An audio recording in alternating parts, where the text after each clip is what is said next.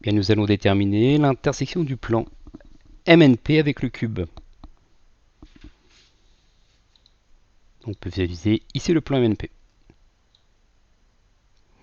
Donc l'idée c'est de déterminer l'intersection de ce plan avec chacune des faces du cube. On va utiliser pour cela deux propriétés essentielles.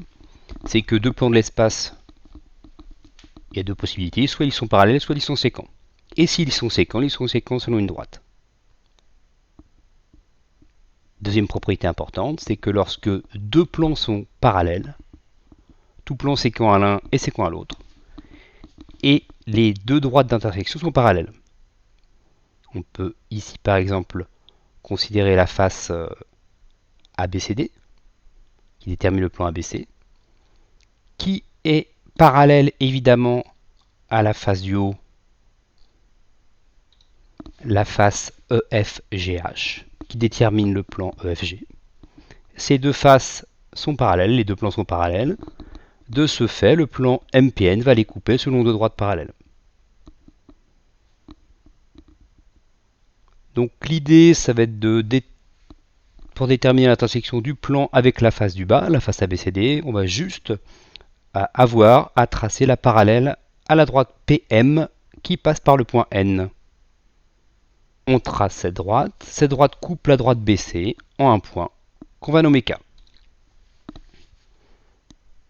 Donc on a déjà une intersection, le segment NK, qui nous détermine donc l'intersection de ce plan du plan MNP avec la face du bas.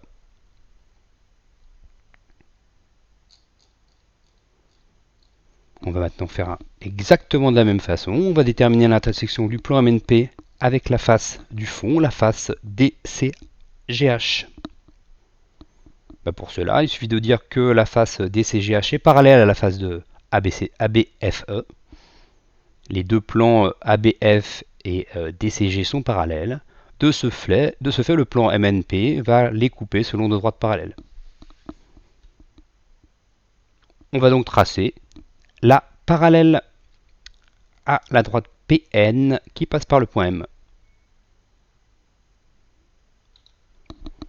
Cette droite coupe GC ont un point qu'on va appeler par exemple L. Et voilà, on a déterminé le segment ML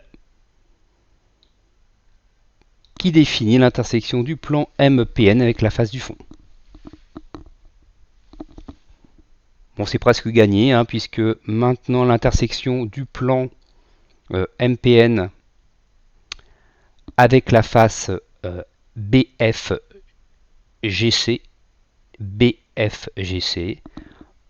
on voit tout de suite qu'on a déjà deux points de cette intersection, donc c'est la droite KL, et l'intersection avec la face sera le segment KL.